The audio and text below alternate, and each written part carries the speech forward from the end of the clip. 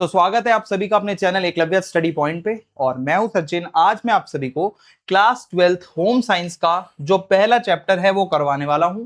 और आपको इस पूरे चैप्टर के बिल्कुल आसान पीडीएफ नोट्स भी प्रोवाइड करवा दिए जाएंगे फ्री ऑफ कॉस्ट। ठीक है। और पूरा चैप्टर आपको इतनी आसानी से समझ में आ जाएगा कि आपको कोई भी प्रॉब्लम इसके बाद नहीं आने वाली। तो चलिए फिर वीडियो को स्टार्ट करते हैं बिना टाइम को वेस्ट किए। तो सबसे पहले हमारे सामने टॉपिक आता है काम, या जिसको आप कार्य भी कहते हो। ठीक है।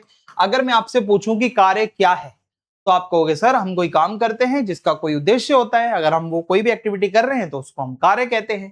तो काम का मतलब है कि कोई मकसद से कोई काम करना, मतलब कोई भी आप काम कर रहे हो उसका कोई मकसद है। ठीक है। उसका कोई गोल है। और हम पैसा कमाने, दूसरों की मदद करने या अपनी जरूरतें पूरी करने के लिए काम करते हैं। कोई भी काम क्यों करेगा भाई? आपको पैसे की जरूरत है तब काम करोगे, या फिर आपको किसी की मदद करनी है तब काम करोगे, आपको अपनी कोई जरूरतें पूरी करनी है तब आप काम करोगे। तो हमें सीखने, आगे बढ़ने और जिम्मेदार बनाने में काम हमें मदद करता है। जब आप काम करते रहते हो तो आप बहुत सी नई चीजें सीखते हो, है ना। आप जिम्मेदार बन जाते हो। तो काम, कोई भी गतिविधि आप मान के चलो, कोई भी ऐसी एक्टिविटी जो आप कर रहे हो, जैसा कि आप यहाँ पे देख पा रहे हो। ठीक है। आप कोई भी एक्टिविटी ऐसी कर रहे हो जिससे आपका कोई लक्ष्य पूरा हो रहा है या लक्ष्य की तरफ आप आगे बढ़ रहे हो, उसको आप कार्य कहते हो या उसको आप काम कहते हो। ठीक है। कोई भी एक्टिविटी आप जो करते हैं। अब आप काम क्यों करते हो, है ना, वही सवाल आ गया कि अगर हम काम कर रहे हैं बट हम काम क्यों करते हैं, उसका रीजन क्या है। तो बहुत सारी वजह है। तो देखिए भाई, काम करने की बहुत सारी वजह हो सकती है। पैसा कमाना एक वजह है कि अगर आप कुछ कर रहे हो तो हो सकता है आप पैसा कमाने के लिए कर रहे हो। अपने परिवार का ख्याल रखना है। देखो भाई, जब आप बड़े हो जाते हो तो आपको कोई ना कोई काम धंधा करना पड़ता है। क्यों करते हो? कि अपने परिवार का ध्यान रख पाओ या आत्मविश्वास महसूस करने के लिए। देखो, जब आप खुद काम करते हो ना तो आपके अंदर एक कॉन्फिडेंस आता है। आपको लगता है कि हाँ भाई मैं कुछ कर रहा हूं। ठीक है। इसलिए आप काम करते हो। नई स्किल सीखने के लिए भी आप काम करते हो कि आपसे ये उम्मीद की जाती है कि अगर आप कोई काम लगातार करते हो तो आप उस स्किल को सीख जाते हो। ठीक है। तो काम को इसलिए भी किया जाता है। या समाज में आप किसी की मदद कर सकते हो, है ना, मदद करने के लिए भी काम किया जा सकता है। तो ये कुछ रीजन है कि भाई इन वजहों से हम कार्य करते हैं या काम करते हैं। हमारा काम किस बात पर निर्भर करता है? ठीक है। अब आप कौन सा काम करोगे ये किस पे डिपेंड करता है, ये जानना बहुत जरूरी है। तो एक तो है शिक्षा। ठीक है। कि आपकी शिक्षा कैसी है उसके अकॉर्डिंग ही आप काम करोगे। और सेहत, अगर आपकी सेहत अच्छी है तो आप अच्छे से काम कर पाओगे। अगर सेहत खराब है तो भाई आप काम भी फिर उतने अच्छे से नहीं कर पाओगे, है ना। फिर आपकी उम्र देखी जाती है कि आपकी एज कितनी है। जितने आप यंग हो उतना आप काम अच्छे से कर पाओगे। जितनी आपकी एज बड़ी हो जाएगी फिर आप काम उतना अच्छे से नहीं कर पाओगे। और रहने की जगह कहां पर है ये भी डिपेंड करता है, कहां रहकर आप वो काम करोगे। नौकरी के मौके आपको मिल रहे हैं या नहीं मिल रहे हैं। ठीक है। एक तो होता है आपके अंदर स्किल है, सब कुछ है, बट अगर आपको अपॉर्चुनिटी ही नहीं मिल रही है तो आप वो काम कैसे कर पाओगे। और आपके परिवार का बैकग्राउंड कैसा है इस पर भी डिपेंड करता है कि आप क्या काम करोगे। अगर आप एक ऐसे बैकग्राउंड से आते हो जहां का माहौल बहुत ही ज्यादा शिक्षा वाला है तो बहुत ज्यादा हाई उम्मीद यही है कि आप कुछ ना कुछ शिक्षा के क्षेत्र में आगे करोगे, जाके ऐसा कुछ काम करोगे जिससे परिवार का बैकग्राउंड आगे बढ़े। ठीक है। तो इन सब चीजों पे हमारा काम डिपेंड करता है। देखो, काम क्यों करते हैं? खुद के लिए करते हैं, पैसे मिलते हैं, आत्मविश्वास बढ़ता है, नया सीखने को मिलता है। किसी संस्था के लिए आप काम कर सकते हो। ठीक है। और क्या होता है कि भाई समाज के लिए करोगे तो समाज की मदद होगी। तो बहुत सारा इसका महत्व होता है काम का।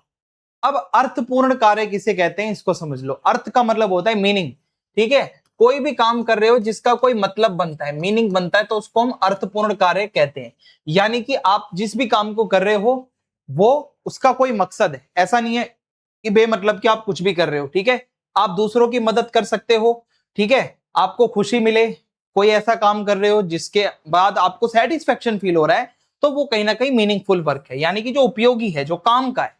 यानी कि ऐसा नहीं है कि कोई भी एक्टिविटी आप करते रहोगे। आप ऐसी एक्टिविटी करो जिसका कोई मतलब है, जिसका कोई उद्देश्य है, लक्ष्य है। यानी कि अगर कोई भी एक्टिविटी जिसका कोई लक्ष्य नहीं है, जिसका कोई गोल नहीं है, तो उस एक्टिविटी को करके कोई फायदा भी नहीं है। ठीक है।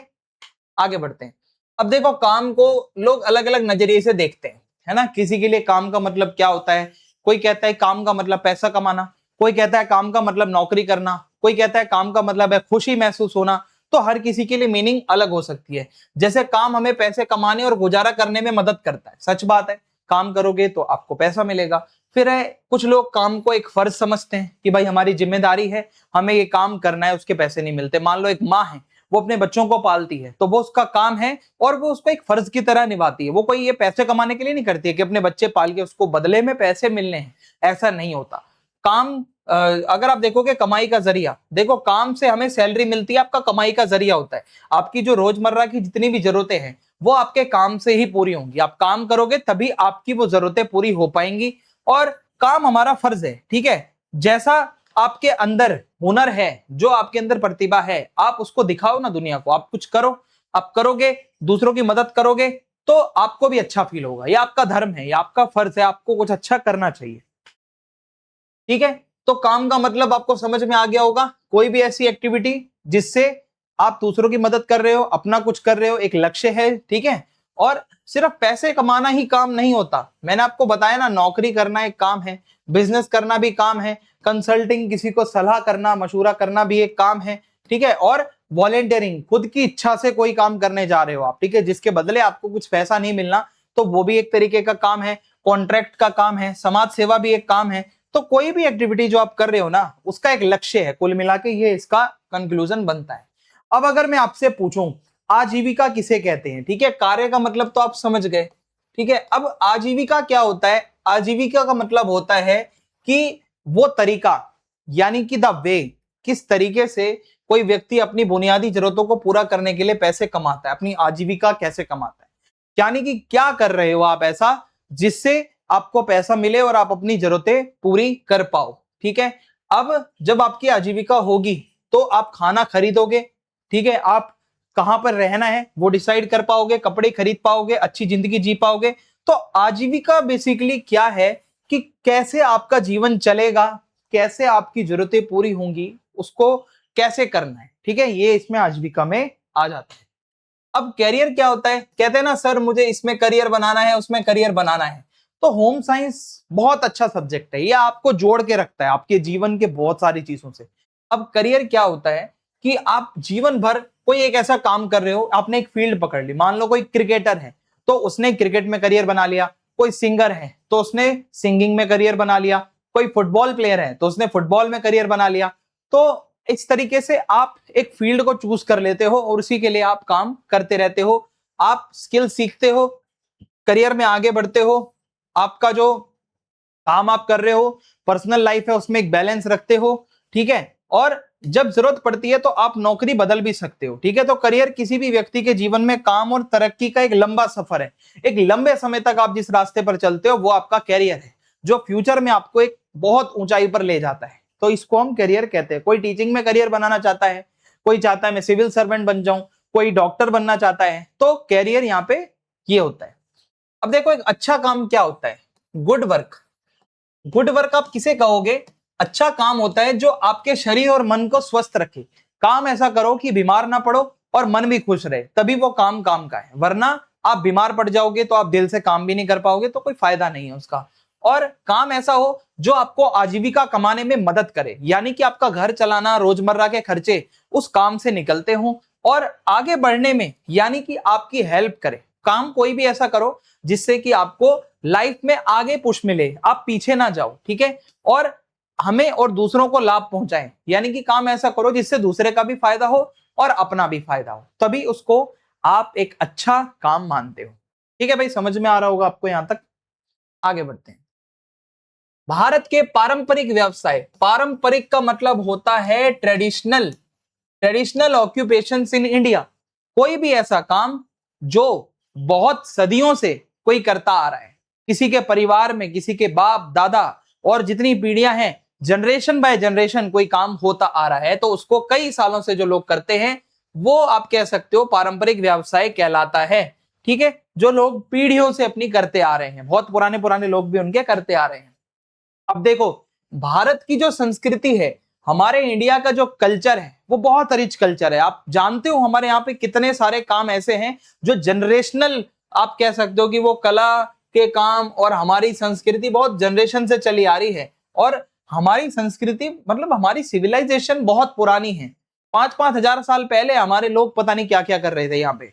तो बहुत समृद्ध देश है हमारा। और कई अलग अलग भाषाएं हमारे यहाँ बोली जाती हैं। हमारे यहाँ पे बहुत सारी अलग अलग परंपराएं भी रही हैं, है ना। आप नॉर्थ से साउथ तक निकलोगे ना तो आपको बहुत थोड़े थोड़े किलोमीटर पे भाषा बदलती भी दिखेगी। तो हमारा ये एक भारत है, लेकिन इसी भारत में हम लोग एकजुट होकर रहते हैं, हम लोग आपस में मिलजुल कर रहते हैं।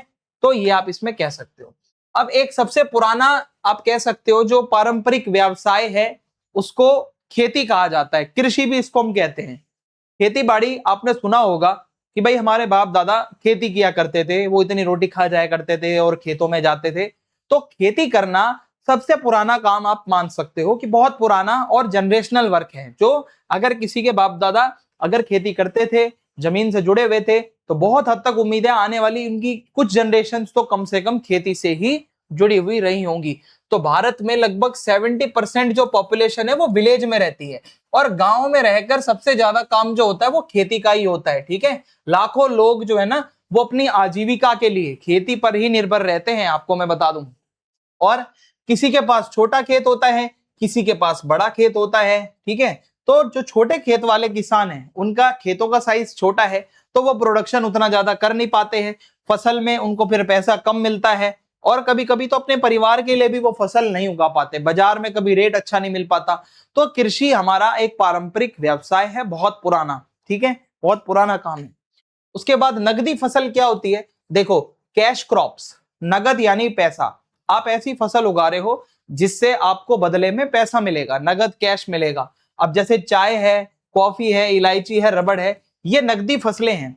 अब पता है, ये जब अंग्रेज हमारे इंडिया में आए थे उन्होंने ये सब स्टार्ट करवाया था। उससे पहले बहुत कम ऐसा होता था कि हमारे भारत के किसान ऐसी फसलें उगाते हो, वो अपना गेहूं चावल तक सीमित थे। ठीक है, गेहूं ज्यादा उगाते थे। तो ये फसलें भारत में और दूसरे देशों में बेची जाती है। जब ये फसलें उगाते हैं हम, तो इसको खरीदने वाले बहुत देश हैं बाहर, और वो उसका अच्छा खासा पैसा देते हैं सरकार को। तो सिंपल सी बात है, ये नगदी फसलें हैं जिसको बेचने के लिए उगाया जाता है। अब अगर मैं आपको बताऊं, भारत कुछ चीजों का बहुत बड़ा उत्पादक है। नारियल हो गया, दूध, काजू, अदरक, हल्दी, काली मिर्च, फल, सब्जियां, मसाले और चाय। हमारे यहाँ के असम की चाय दुनिया के कोने कोने में पी जाती है। और ये सारी चीजें जो मैंने आपके सामने बताई, इसका भारत बहुत बड़ा उत्पादक है, और बहुत सारे देश इन सामान के लिए डायरेक्टली इंडिया पर ही निर्भर है। ये भी मैं आपको बता दूं। ठीक है, आगे बढ़ते हैं अब हम। मछली पकड़ना, ये अब हमारा दूसरा पारंपरिक व्यवसाय है। देखो, जब इंसानों ने काम करना शुरू किया था, जब आप हिस्ट्री पढ़ते हो, तो एक तो वो जानवर पालता था और खेती बाड़ी करता था, और साथ के साथ मछलियों का शिकार करना, मछलियां पालना, ये भी एक बहुत पुराना काम है हमारे इंडिया में, और बहुत पारंपरिक पेशा है। क्योंकि अगर मैं आपको बताऊं, इंडिया का जब आप मैप देखोगे तो इस तरीके से हमारी जो तट रेखा है वो बहुत लंबी है, और लंबी तटरेखा का फायदा ये होता है कि मछली पकड़ने में बहुत मदद मिलती है। समुद्र किनारे वाले एरिया बहुत ज्यादा हैं, तो मछली लोग बहुत पकड़ते हैं। ये लोगों की जिंदगी का एक वो है सहारा, कि लोग मछली पकड़कर ही अपना जीवन गुजार रहे हैं। कई जनरेशन उनकी निकल गई मछुआरों की। तो ये भी आप कह सकते हो कि एक बहुत पुराना जाना माना काम है। अब हम हैंडीक्राफ्ट्स के ऊपर बात करेंगे। नाउ वी विल डिस्कस कि हैंडीक्राफ्ट क्या होता है, जिसको हस्त शिल्प कहा जाता है। हस्त यानी हाथ से बनी हुई कोई चीज है। देखो आप यहाँ पे, जैसे ये हाथी है तो इसकी मूर्ति बन रही है, या ये घड़ा है इस पे डिजाइन किया जा रहा है, या यहाँ पर ये घड़ा बनाया जा रहा है, या कोई कपड़ा बनाया जा रहा है हाथ से, या कोई माला मनका बनाया जा रहा है, कोई ज्वेलरी बनाई जा रही है हाथों से। तो जब आप हाथों से काम करते हो ना, कारीगर बनते हो, तो उसको हैंडीक्राफ्ट कहा जाता है। और हैंडीक्राफ्ट इंडिया का बहुत ही पुराना आप कह सकते हो एक कार्य है। ठीक है, ये एक ऐसा हुनर है जहां पे आप अपने हाथों से चीजें बनाते हो, हाथों का हुनर भी इसको कहा जाता है। और इसमें गांव के लोग जो है ना वो इसी पर निर्भर रहते हैं, यहीं से उनकी आमदनी आती है। तो ये जो चीजें होती है बहुत उपयोगी और सुंदर होती हैं। ऐसा नहीं है कुछ वेस्ट ऑफ द प्रोडक्ट है, ये ऐसा सामान बनाएंगे जिसको आप यूज भी कर सकते हो, आपके लिए फायदेमंद भी है। ठीक है, और देखने में भी सुंदर लगता है। अब जो हैंडीक्राफ्ट है इसकी इंपॉर्टेंस क्या है? देखो, ये हमारी भारत की संस्कृति को दिखाता है कि अभी तक हम पूरा मशीनों पर नहीं गए हैं, हम हैंडीक्राफ्ट की परंपरा को अभी भी आगे ले जा रहे हैं। आज भी बहुत सारे कुम्हार हाथों से ही अपने अलग अलग मिट्टी के बर्तन बनाते हैं। ठीक है, और गांव के लोगों को रोजगार मिलता है। भाई हैंडीक्राफ्ट का काम कर कर अगर आप हाथ से कुछ चीजें सुंदर सुंदर बना सकते हो, 2 रुपए आपको मिल रहे हैं, तो अच्छा काम है ना, इसमें बुराई क्या है? तो लोगों को अपनी आजीविका कमाने में मदद मिलती है, लोग अपना पैसा कमा पाते हैं, अपनी दाल रोटी चला पाते हैं हाथ से कुछ बना के। और हमारे इंडिया का जो हैंडीक्राफ्ट है वो इंडिया से बाहर बहुत लोग खरीदते हैं। इवन जब फॉरेनर्स इंडिया में घूमने आते हैं तो वो भी इंडिया में बहुत सारा हैंडीक्राफ्ट खरीद के जाते हैं। ठीक है, इससे होगा क्या, जब बाहर के लोग हमारा सामान खरीदेंगे ना तो हमारे देश में विदेशी मुद्रा आएगी और उसके लिए हमारे देश को बहुत फायदा होगा। अब हैंडीक्राफ्ट में क्या क्या चीजें कवर होती हैं वो मैं आपको एक बार ही बता देता हूं। आपको बहुत से नाम तो आपको पता भी होंगे। लकड़ी का जितना भी काम होता है, फर्नीचर या लकड़ी के कोई भी ऐसे टॉयज बनाना, सामान बनाना, वो इसी में आता है। मिट्टी के बर्तन बनाना, धातु का काम करना यानी कि मेटल वर्क जितना भी है ना, ज्वेलरी बनाना, हाथी का जो दांत होता है उसकी डिजाइनिंग करके बहुत कुछ बनाया जाता है। कंघी बनाना, कांच का काम, कागज का काम, कढ़ाई करना, बुनाई करना, रंगाई छपाई, है ना, सिप्पी बनाना, और जो वो होता है ना शंख वगैरह, शंख से बहुत सारी चीजें बनाई जाती हैं। मूर्ति बनाना या छोटे छोटे मिट्टी की मूर्तियां बनाना, ये सारा का सारा काम हैंडीक्राफ्ट के अंदर आता है। आई होप यहां तक आपको समझ में अच्छे से आ रहा होगा। ठीक है, तो ये सारी जितनी भी चीजें हैं ये आपके हैंडीक्राफ्ट के अंडर आती है और आपने बहुत सारी चीजें तो इनमें से देखी भी होंगी। अब मैं डिस्कस करूंगा भारत में बुनाई। ठीक है, बुनाई का जो कार्य भारत में किया जाता है, देखो बहुत ही फेमस एक ये छोटा सा कुटीर उद्योग है। कुटीर मतलब छोटा उद्योग, यानी कि जहां पे कोई चीज प्रोड्यूस की जाती है। तो हर राज्य में क्या होता है, अपना एक पारंपरिक कपड़ा होता है जो बहुत फेमस होता है ना। अपने वहां की कढ़ाई फेमस होती है, या हर राज्य का एक अपना पहनावा होता है, एक आउटफिट होती है जो बहुत फेमस होती है। और जो ये कपड़े बनाए जाते हैं ये हमेशा जैसा वहां का वातावरण है, मौसम है, उसके अकॉर्डिंगली बनाए जाते हैं। आप कश्मीर में जाओगे तो कश्मीरी कपड़े बहुत अलग होते हैं जो वो लोग हैवी हैवी से पहनते हैं। गुजरात में बहुत अलग, राजस्थान में बहुत अलग, नॉर्थ ईस्ट इंडिया साइड चले जाओ वहां पे भी बहुत अलग। तो जब आप देखोगे इनकी लाइफस्टाइल के अकॉर्डिंग उनके कपड़े अलग अलग होते हैं। और हमारे इंडिया में जो हाथ से बुनाई कर कर कपड़े बनते हैं ना, वो पूरे वर्ल्ड फेमस है, दुनिया भर में उसको बहुत पसंद किया जाता है। आगे बढ़ते हैं अब हम। भारतीय हस्तशिल्प क्यों खास है, देखो हमारे इंडिया का हैंडीक्राफ्ट ना, मैं आपको बताऊं बहुत फेमस है, क्योंकि हमारे यहाँ पे हाथों से बहुत सुंदर सुंदर डिजाइन बनाए जाते हैं और बहुत कुशलता के साथ, यानी कि नॉलेज बहुत है। हमारे यहाँ के लोग बहुत कुशल है, बहुत स्किल्ड हैं। अगर मैं आपको बताऊं, कुशल यानी स्किल वाले हैं यहाँ के लोग। और यहाँ इनकी जो स्किल है वो हमारे भारत की समृद्धि को दिखाता है कि हमारे लोग कितने दिमाग वाले हैं। और इंटरनेशनल मार्केट्स में हमारा सामान बहुत बिकता है, बाहर के लोगों को बहुत पसंद आता है ये सब, और लाखों कारीगरों को इससे रोजगार मिलता है। जो कारीगर हाथ का काम करते हैं उनको ये सारी चीजों से बहुत अच्छा खासा पैसा मिलता है और उनके टैलेंट को एक पहचान मिलती है। यहां तक समझ में आ रहा होगा? कमेंट में आप फीडबैक जरूर बताना अपना। ठीक है, अब हम आगे बढ़ते हैं। भारत के पारंपरिक पेशे, खान पान और दृश्य कलाएं। देखो, पीढ़ी दर पीढ़ी आगे बढ़ने वाले पारंपरिक हुनर, यानी कि कुछ हुनर ऐसे होते हैं जो जनरेशन बाय जनरेशन आगे बढ़ते जाते हैं ना। आपकी जनरेशन जो पीछे गई है, जो आगे आएंगी, वो भी उस कार्य को करते हैं। तो होता क्या है, पहले जो जितनी कारीगरी होती है और जो निर्माण से जुड़ा जो हुनर है वो माता पिता से बच्चों को मिलता था। यानी पहले कोई बड़े बड़े ट्रेनिंग कॉलेजेस नहीं होते थे। आप मान लो अगर एक घर में रहते हो और अगर आपके माता पिता कोई काम करते हैं तो वो माता पिता से ही हुनर आपके अंदर आ जाएगा। आपको अलग से कहीं बाहर सीखने जाना नहीं पड़ता था और ट्रेनिंग घर पर ही दी जाती थी बच्चों को। ठीक है, जो भी काम, जो भी पेशे में वो लोग लगे हुए हैं, चाहे मिट्टी के बर्तन बनाने हैं, है ना, ज्वेलरी बनानी है, वट जो भी काम है, वो आपको अपने माता पिता से घर से ही पता चल जाता था। और परिवार अपनी खास तकनीकें और राज अपने ही समुदाय तक सीमित रखते थे। मान लो किसी कम्युनिटी की कोई कला है जो बहुत फेमस है, जो वो ऐसा कुछ बनाते हैं जो सिर्फ वही लोग बना सकते हैं, तो वो किसी को ज्यादा शेयर नहीं करते। मान लो कुछ भी हो सकता है, उनके मिट्टी के बर्तन है मान लो, और वो बहुत सुंदर डिजाइन बनाते हैं और इसका राज वो किसी को भी नहीं बताते, तो आप मान के चल सकते हो कि वो इसको सीक्रेट रखते हैं। क्यों? ताकि उनकी कला सब तक ना पहुंच जाए, फिर उनको कोई उतनी वैल्यू नहीं करेगा। जब वो उसको सीक्रेट रखेंगे तभी लोग उनके पास आएंगे। तो पारंपरिक भारतीय समाज में धर्म, जाति और पेशे आपस में गहराई से जुड़े हुए थे। ठीक है, अलग अलग जातियां जो है ना वो पेशे के आधार पर होती थी। भाई कोई कढ़ाई है ना, है ना, कोई बढ़ाई है, कोई कुमार है, और अगर मतलब जो भी आप काम कर रहे हो उसके अकॉर्डिंगली ही आपकी फिर जाति होती थी। कोई सुनार है, स्वर्णकार भी जिसे कहते हैं, तो वो सोने का काम करता है।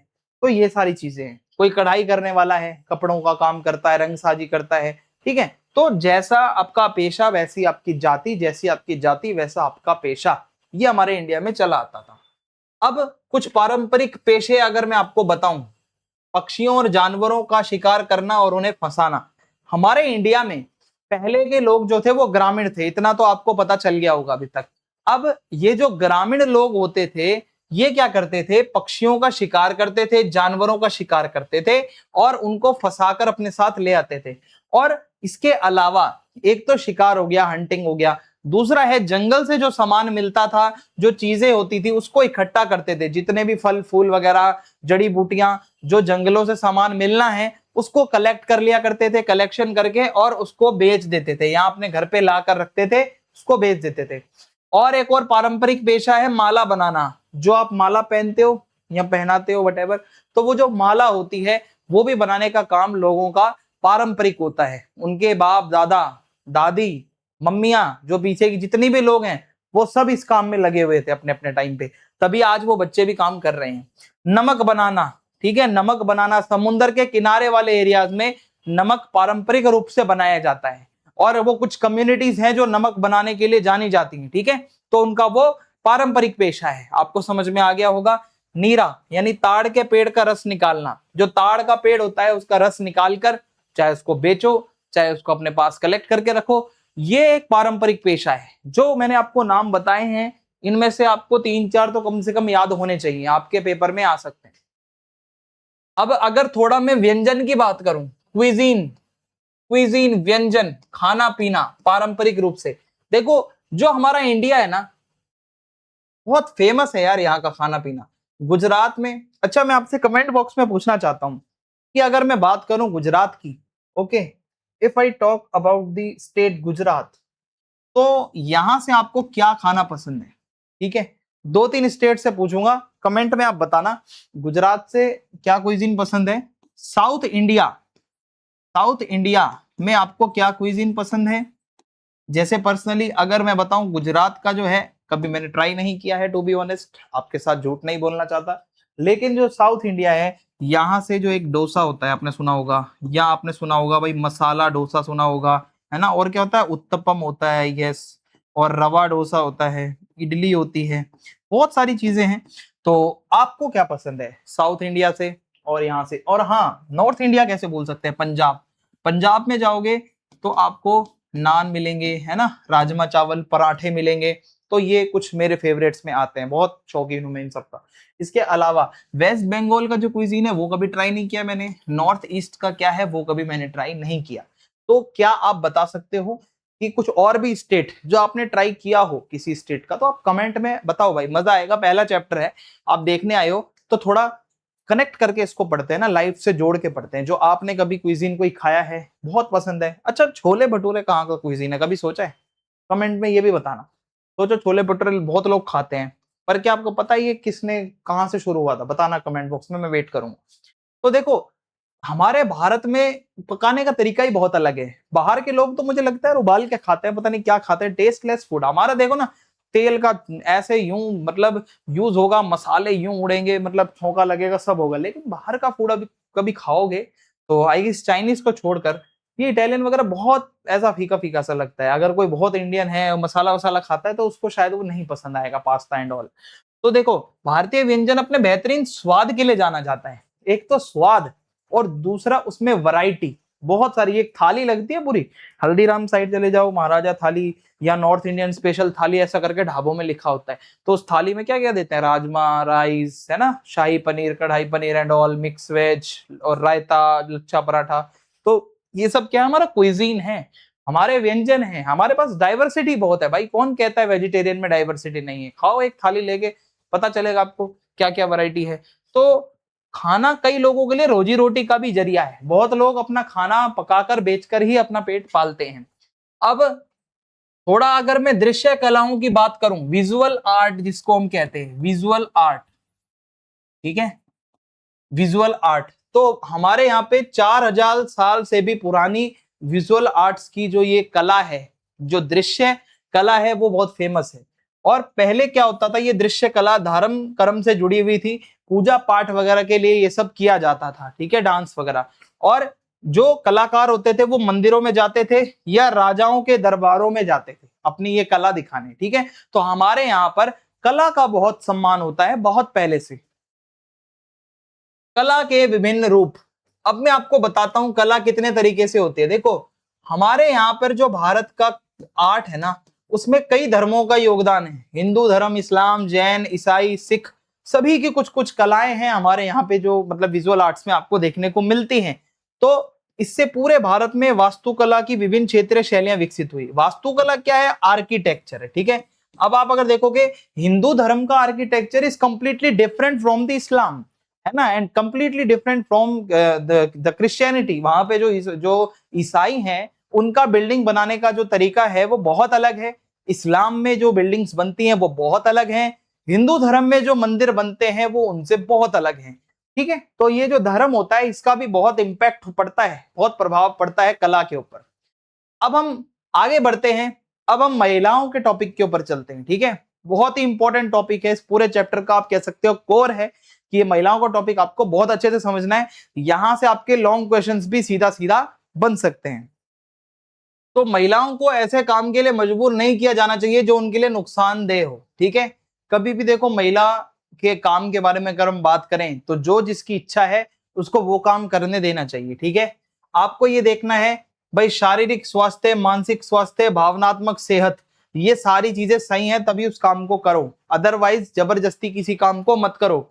और जो महिला है उसको क्या मिलना चाहिए, जो भी लेडीज है उसको एक तो बराबर, जिसको कहते हैं ना इक्वालिटी, इक्वालिटी मिलनी चाहिए यार। अगर इक्वालिटी नहीं होगी तो क्या फायदा इतने साल की आजादी का, जो हम आजाद देश में घूमते हैं। और महिलाओं को अगर इक्वालिटी, आप कह सकते हो कि समानता, या आप कह सकते हो समता, वटेवर, ये नहीं मिलेगा तो कोई फायदा नहीं है ऐसी इक्वालिटी का। तो एक तो बराबर का हक मिले सभी को। शिक्षा और कौशल विकास, जो महिलाएं होती हैं उनको भी बहुत सारी चीजें सिखाई जाएं, ठीक है। महिलाओं को भी टीचिंग और मतलब एजुकेशन से रिलेटेड जो भी चीजें हैं उसका मौका मिले। पहले क्या होता था, महिलाओं को घर से नहीं निकलने दिया जाता था, बोलो घर पे ही काम, मतलब बोला जाता था घर पे ही रहो, घर का ही काम करो। अभी आज भी ऐसा बहुत होता है, आपने भी अपने आस पड़ोस में देखा होगा। तो ये ऐसा ना हो। मातृत्व और परिवार का सहयोग बहुत जरूरी है कि परिवार से सपोर्ट मिलना। महिलाओं को अक्सर होता क्या है, घर से सपोर्ट नहीं मिल पाती है, कि वो कुछ करना भी चाहते हैं तो वो काम वो कर नहीं पाते हैं, जस्ट बिकॉज वो सपोर्ट नहीं मिल पाती। बुजुर्गों की बात करें तो बुजुर्गों को भी इन वजहों से ध्यान से, अगर मैं आपको बताऊं, रखना चाहिए। क्योंकि बुजुर्गों को ना बहुत समस्याएं होती है। एक बच्चा और एक बुजुर्ग सेम होता है। जैसे बच्चे को समझ में नहीं आती ना चीजें, बुजुर्गों को भी बहुत देर से समझ में आती हैं, और बच्चे को बार बार समझाना पड़ता है तो बुजुर्गों को भी बार बार समझाना पड़ता है। जैसे बच्चों का ध्यान रखना पड़ता है, बुजुर्गों का भी ध्यान रखना पड़ता है, क्योंकि उनको हेल्थ इश्यूज रहते हैं। बुजुर्गों की शारीरिक ताकत बहुत कम होती है ना, फिजिकल फिटनेस उनकी धीरे धीरे धीरे धीरे ढलती जाती है। और वो सामाजिक और भावनात्मक रूप से बहुत नीडी होते हैं। उनको चाहिए होता है बुजुर्गों के साथ बैठकर कोई उनसे बातचीत करे, उनका सहयोग करे, सपोर्ट करे। तो समाज को भाई बुजुर्गों के लिए क्या करना चाहिए, स्वास्थ्य सेवा। सबसे पहले तो कोई बुजुर्ग भटके ना, अगर कोई बीमार है तो उसको अच्छा इलाज मिल जाए, समाज में उसको सहयोग मिले। और अगर कोई बुजुर्ग काम भी करना चाहता है तो उसको सही और उचित काम मिल जाए, है ना, उसको कोई दिक्कत ना हो, उसको भटकना ना पड़े। काम से जुड़े मुद्दे, जिसको आप कह सकते हो जेंडर से जुड़े हुए मुद्दे। अब जेंडर क्या होता है इसको मैं आपको समझा देता हूं। देखो, जेंडर वर्ड आपने बहुत बारी सुना होगा, जब हम फॉर्म फिल करते हैं तो उधर भी लिखा होता है जेंडर। तो देखो, पारंपरिक रूप से तो जेंडर में पुरुष और महिला आते हैं। अब भारत के सुप्रीम कोर्ट ने भी इन्हें मान्यता दी है, ठीक है। अब देखो, एक तो जेंडर होता है मेल और एक फीमेल, लेकिन अब मैं आपको एक चीज और बता देता हूं, थर्ड जेंडर भी है, और इसको कहा जाता है ट्रांसजेंडर। तो ध्यान से सुनना, ट्रांसजेंडर का एग्जाम्पल होता है ट्रांसजेंडर, क्रॉस ड्रेसर्स, या ट्रांससेक्सुअल पर्संस। ये तीनों टर्म्स आप यूज कर सकते हो अगर, तो आप समझ जाना कि ये थर्ड जेंडर की बात हो रही है। और हर जो बंदा है वो डिजर्व करता है कि उसको अपॉर्चुनिटी मिले, ठीक है, उसको वो बराबर की अपॉर्चुनिटी मिलनी चाहिए। अब एक होता है जेंडर जो हम यूज करते हैं, ठीक है, और एक होता है वर्ड हम सेक्स यूज करते हैं। तो एक तो जैविक अंतर है, इसको समझो। लिंग का निर्धारण जीव विज्ञान द्वारा किया जाता है कि किसी का लिंग क्या होगा, सेक्स क्या होगा, मेल फीमेल होगा, ये बायोलॉजी से पता चलता है, उसकी बायोलॉजी क्या है। ठीक है, इसके लिए कुछ गुणसूत्र होते हैं, XX है या XY है। ठीक है, जिसको हम क्रोमोसोम्स भी कहते हैं। ठीक है, जिस तरीके से हमें पता चल पाता है, अगर आपने साइंस पढ़ी हो तो हमें पता चल पाता है कि हाँ भाई अब यहाँ से लड़का है या लड़की है, तो वो तभी डिसाइड हो पाता है। तो आप कह सकते हो जो प्रजनन अंग है उससे पता चलता है कि उसका लिंग क्या होगा, मेल है या फीमेल है, उसकी बॉडी की संरचना कैसी होगी। ठीक है, जैसा कि आप फोटो में देख पा रहे हो, रिप्रोडक्टिव ऑर्गन्स को देखकर बताया जा सकता है, बॉडी स्ट्रक्चर को देख के बताया जा सकता है कि उसका लिंग क्या है। ठीक है, पुरुष या महिला, ये एक जैविक पहचान है जो सेक्स होता है या लिंग होता है। जेंडर क्या होता है, एक सामाजिक पहचान है आपकी। ठीक है, ये आपके समाज और संस्कृति से मिलकर शब्द बना है। जेंडर शब्द जो है वो सेक्स से बहुत अलग है। सेक्स सिर्फ बायोलॉजिकल चीजों की बात करता है जो विजिबल आप देख पा रहे हो कि हाँ रिप्रोडक्टिव ऑर्गन्स लड़का लड़की के अलग हैं, तो वो पता चल पा रहा है पुरुष और महिला है। ठीक है, तो अब ये जेंडर में क्या होता है, इसमें बहुत चीजें आ जाती हैं। आप कपड़ा कैसा पहन रहे हो, कैसा व्यवहार कर रहे हो, कैसा काम कर रहे हो, यानी कि समाज में आपकी क्या पहचान है, ये आपका जेंडर आपको बताता है। ठीक है, जेंडर रोल्स, लिंग आधारित भूमिकाएं बचपन से ही शुरू हो जाते हैं। देखो हमारा इंडिया ऐसा देश है जहां मेल और फीमेल होते ही पता चल जाता है आगे इसको क्या काम करना है, इसको किस तरीके से रखना है, कैसे। कम उम्र से ही बच्चों को सिखाया जाता है। जो लड़के हैं उनको कहा जाता है मर्द को दर्द नहीं होता है ना, स्ट्रॉन्ग रहो, तुम्हें ही घर संभालना है, तुम्हें ही कमाना है। लड़कियों को कहा जाता है चल भाई रोटी सेक ले, चल भाई बर्तन मांज ले, झाड़ू पोछा कर ले। मतलब ये घर पे हमारे बचपन से ही फीड किया जाता है दिमागों के अंदर हमारे कि ये ही हमारी पहचान है। अगर लड़के हैं तो उनको ही सारा काम धंधा करना है बाहर का, लड़कियां हैं तो घर सारा उन्हीं के सर पे है। तो ये पहले से ही होता है, और ये सोच जब मुख्य रूप से समाज बनाती है, ना कि बायोलॉजी। अब ये बायोलॉजी थोड़ी बनाती है कि लड़कियां बर्तन मांजे या लड़के काम करें, है ना। हमारी साइंस में थोड़ी ना ऐसा कहा गया है कि भाई लड़के हैं तो उनको मजबूत ही रहना है, तो ऐसा नहीं है, ये हमारा समाज डिसाइड करता है। अब आपको समझ में आ रहा होगा कि जेंडर की जो पहचान बनती है वो समाज से बनती है। समाज में क्या धारणा है, लोग क्या सोचते हैं, वो आपका जेंडर तय करता है। सामाजिक और सांस्कृतिक उम्मीद, देखो जब आप पैदा होते हो ना, पैदा होने के साथ ही आपसे बहुत उम्मीदें जुड़ जाती है। अरे मेरा राजा बेटा तो डॉक्टर बनेगा, मेरा बेटा तो पुलिस में जाएगा, ये करेगा। बेटा क्या करना चाहता है उससे कोई नहीं पूछेगा, अपनी पहले ही हम थोप देते हैं उम्मीदें। लड़कियां हैं तो बोल देंगे भाई ऐसे ऐसे इसकी इधर शादी कर देंगे, वो कर देंगे, ये कर देंगे।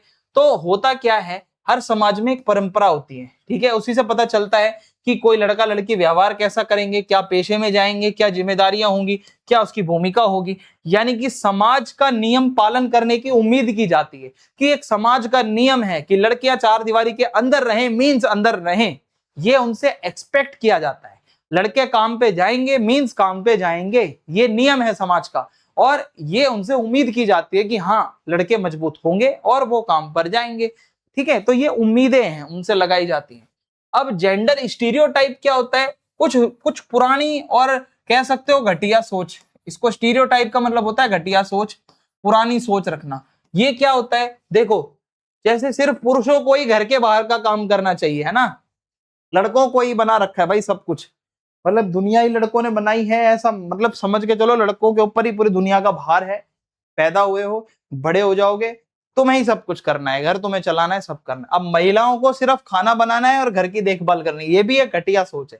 कोई महिला पढ़ने में अच्छी है, वो आगे चलकर पूरे देश की सेवा कर सकती है, पता नहीं क्या क्या नहीं कर सकती है, पर उससे तो उम्मीद ही यही की जा रही है कि बस वो गोल रोटी बना दे और अच्छा तड़का लगा के सब्जी बना दे, दैट्स इट, यहीं तक उसका जीवन है। और कुछ काम सिर्फ पुरुषों के लिए होते हैं। कहते हैं भाई प्लेन मत उड़ाने की बातें करो, प्लेन तो पायलट उड़ाते हैं और पायलट तो लड़के होते हैं। पर आज देखो लड़कियां भी प्लेन उड़ा रही हैं, है ना। तो अब आज ऐसा कोई काम है ऐसा जो लड़कियों के लिए ना हो रहा हो, भाई लड़कियां भी हर फील्ड में आगे बढ़ रही हैं। और कोई कहता है अरे रोटी सब्जी तो लड़कियां बनाती हैं, भाई ऐसा नहीं है। अगर किसी के घर लड़की ना हो, वो खुद भी तो बनाते हैं, खुद भी घर का काम करते हैं। तो ये जो रूढ़िवादी सोच है, ये जो पुरानी सोच है, ये बहुत गलत है। तो ये होम साइंस का सब्जेक्ट बहुत अच्छा लगता है मुझे जब आपको ये सिखाता है। जब अरे एक और स्टीरियोटाइप है, होम साइंस तो लड़कियां पढ़ती है और लड़कियां पढ़ाती हैं। मतलब अब ये आप सोचो, मैं आपके सामने हूं, है ना, आपका सर हूं, आपको पढ़ा रहा हूं। मुझे भी तो अगर स्टीरियोटाइप होता दिमाग में तो मैं भी तो ये घटिया सोच रखता कि भाई मैं क्यों पढ़ाऊं, कोई लड़की पढ़ा देगी, कोई मैडम पढ़ा देगी होम साइंस आके। तो ऐसा नहीं है, होम साइंस सिर्फ लड़कियों का सब्जेक्ट नहीं है, गृह विज्ञान सभी के लिए है। सभी को पता होना चाहिए गृह विज्ञान के अंदर जो चीजें सिखाई जा रही हैं वो सबके लिए इंपॉर्टेंट है और इसको कोई भी पढ़ सकता है।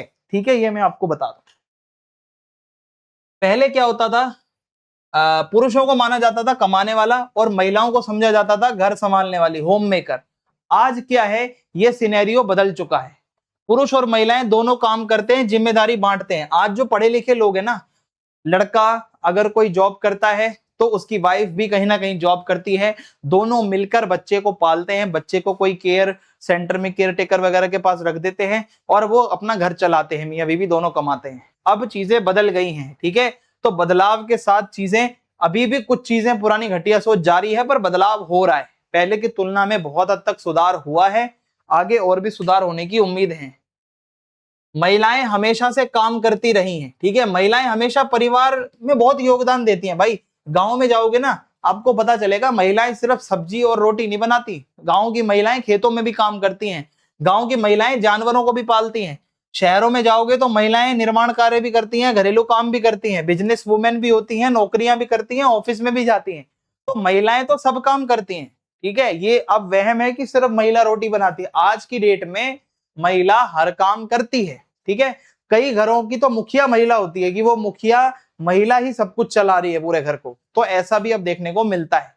लेकिन महिलाओं के सामने भी कुछ चुनौतियां, कुछ समस्याएं आती हैं। महिलाएं पैसे तो कमाती हैं लेकिन उन्हें बराबरी का हक नहीं मिल पाता, उनके पास वो इंडिपेंडेंस नहीं होती, वो समाज में उनको अभी उतनी आजादी नहीं मिली होती कि वो सब कुछ कर पाए, और जो भी वो काम करती है ना, उनको रिस्पेक्ट उतनी नहीं मिल पाती। लगातार लड़कों को अच्छा बताया जाता है, लड़कों को ऊपर बताया जाता, और महिलाओं को जो सम्मान मिलना चाहिए वो सम्मान उनको नहीं मिल पाता जो कि वो डिजर्व करती है, ठीक है। तो अब हम देखेंगे जो महिलाएं काम करती हैं ना, कामकाजी महिलाएं, उनके सामने क्या समस्या आती हैं।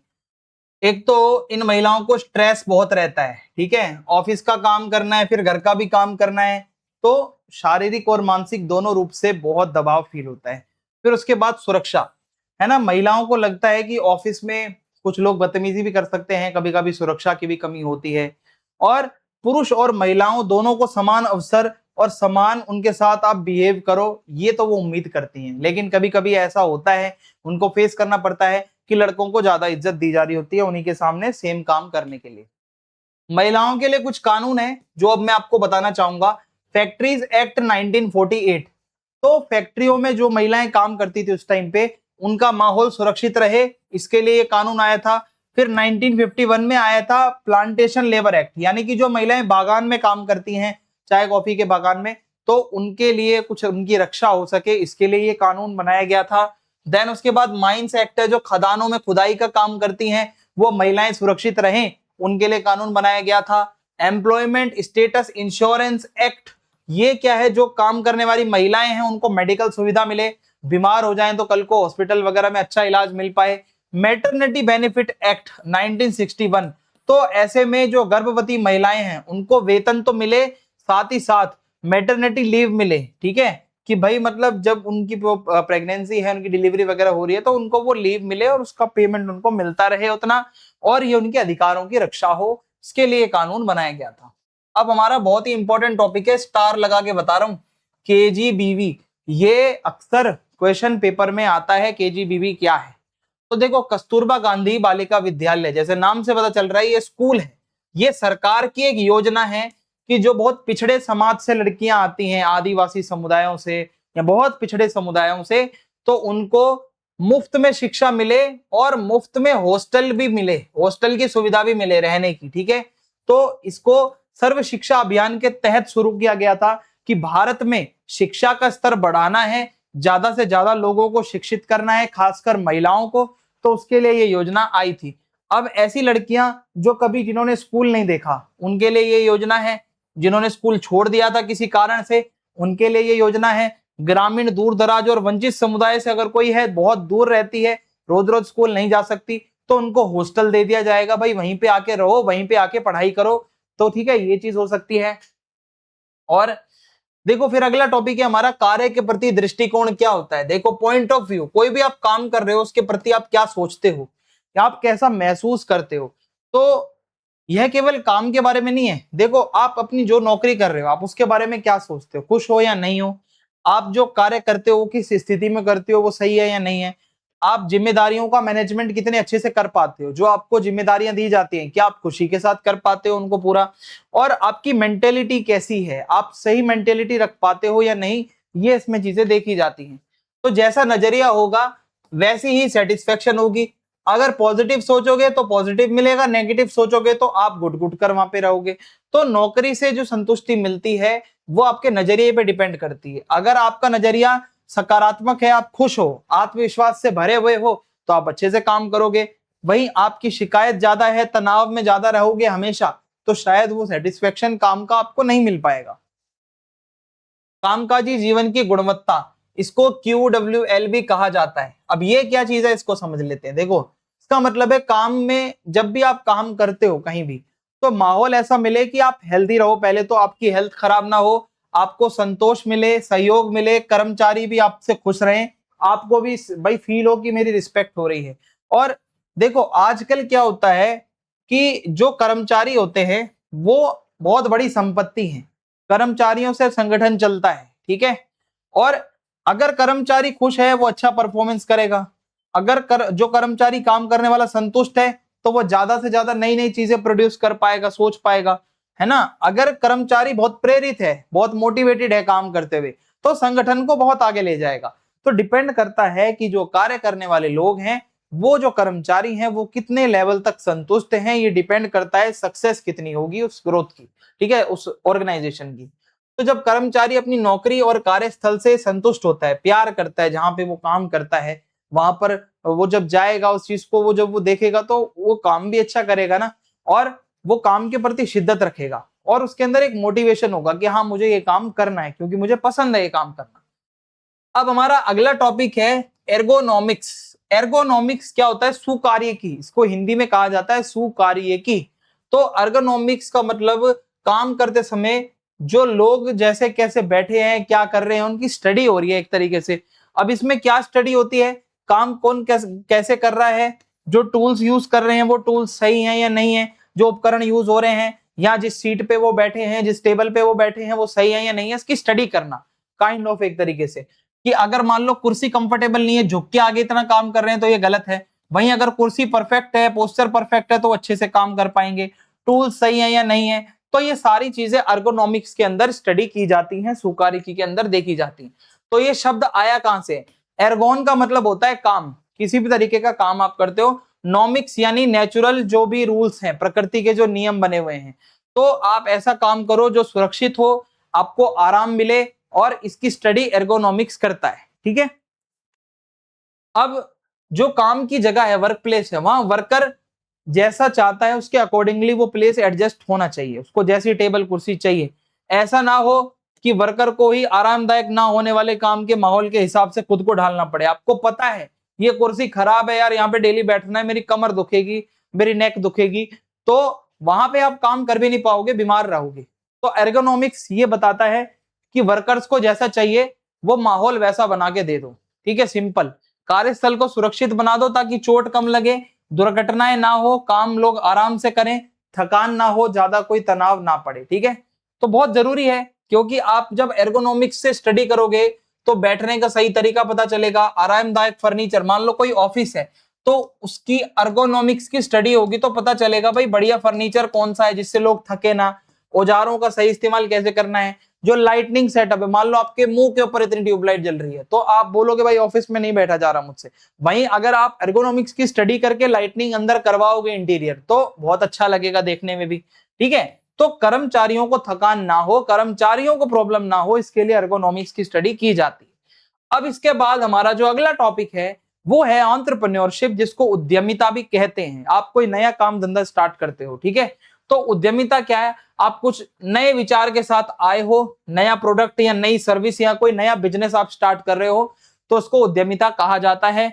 आप कुछ नया बना रहे हो या आप पहले से कोई बनी हुई चीज को और अच्छा करके पेश कर रहे हो।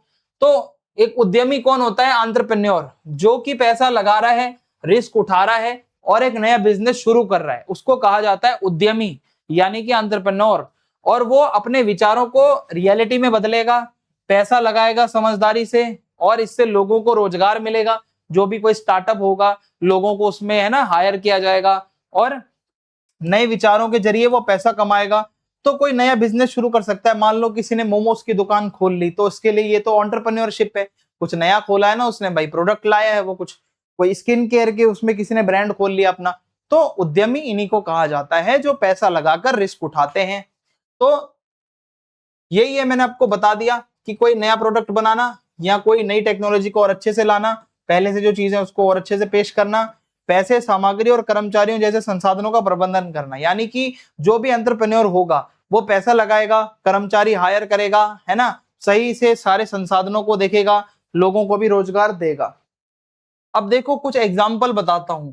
J.R.D. टाटा, ठीक है, उद्योगपति भी थे और बिजनेस लीडर भी थे। तो ये एग्जाम्पल के लिए नाम आप दो याद कर लो।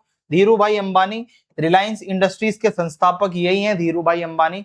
तो ये एक बहुत बड़े उद्यमी थे। टाटा बहुत बड़े उद्यमी थे, ठीक है, और इन्होंने बहुत सफल बिजनेस किए हैं, और आज तक रिलायंस का नाम चलता है और टाटा का नाम चलता है। अब देखो जो भी उद्यमी होता है ना, वो क्या करता है, मान के चलो कि भाई या तो वो छोटे लेवल पे होगा, छोटी दुकान या घर से कोई काम स्टार्ट करेगा, या मीडियम, भाई थोड़े से दुकान वगैरह या बड़े बाजार में जाकर अपनी सेवाएं देगा, है ना, या कोई बहुत बड़ा उद्यमी होगा तो वो बहुत सारे लोगों को हायर करेगा, बहुत बड़ी कंपनी बनाएगा, बहुत बड़े लेवल पे प्रोडक्ट को लॉन्च करेगा। तो उद्यमी भी दो तीन प्रकार के होते हैं। अब एक होता है समाज के लिए कुछ करना, सोशल एंटरप्रेन्योरशिप, यानी आप कुछ भी ऐसा बना रहे हो या कर रहे हो जिससे समाज की समस्या को आप हल करने का प्रयास कर रहे हो। तो इसमें आता है गरीबों की मदद करना, शिक्षा में सुधार करना, है ना, लोगों को अच्छी सेवाएं, स्वास्थ्य सेवाएं प्रदान करना, पर्यावरण की रक्षा करना, समुदाय को कैसे हम विकसित कर सकते हैं। ये सब काम के लिए जब आप पैसा लगाते हो, रिस्क उठाते हो, कुछ नया इनोवेशन लेकर आते हो, तो वो सामाजिक उद्यमिता कहलाता है। मीन समाज के अंदर रहने वाले लोगों के लिए आप कुछ कर रहे हो। और इससे होता क्या है, जो भी एक सोशल एंटरप्रेन्योर होता है, समाज के लिए कुछ करना चाहता है, तो उसको कैसे मापा जाएगा कि उसने कुछ किया है, वो सक्सेस हुआ या नहीं हुआ। उसमें देखा जाएगा कितने लोगों की लाइफ सुधरी है, कितने पॉजिटिव चेंजेस सोसाइटी में आए हैं रियली जब से आपने ये इनिशिएटिव लिया है, और लॉन्ग टर्म में समाज को क्या फायदा हुआ है। ये सारी की सारी चीजों को देखा जाता है जब भी आप सोशल एंटरप्रेन्योरशिप की बात करते हो, ठीक है। तो ये सारी चीजें हैं इसके अंदर। तो इसी के साथ हमारा होम साइंस का जो चैप्टर फर्स्ट है वो यहाँ पे खत्म होता है। मैंने कंप्लीटली आपको समझा दिया है जो भी इसके इंपॉर्टेंट टॉपिक्स थे, और अब इनकी पीडीएफ आपको मिल जाएगी हमारे टेलीग्राम चैनल पे @class12 ESP न्यू ग्रुप। इसको ज्वाइन कर लेना। सारी पीडीएफ जितने भी लेटेस्ट अपडेट्स हैं वो सब की सब चीजें आपको इसके अंदर मिलने वाली हैं। कोई क्वेरी होती है अगर, तो इंस्टाग्राम पे आप मैसेज कर सकते हो, Eklavya study point user name है, यहाँ पे आप अपनी क्वेरी भेज सकते हो। और eklavyastudypoint.com हमारी वेबसाइट है, यहाँ पे भी हम बहुत जल्द नोट्स अपडेट करेंगे, तो आप वेबसाइट को भी जरूर विजिट करना। बाकी चैनल को सब्सक्राइब करना ना भूलना, वीडियो को लाइक करें, कमेंट बॉक्स में आप अपना फीडबैक जो कि हमारे लिए बहुत वैल्यूएबल है जरूर दें। Thanks for watching.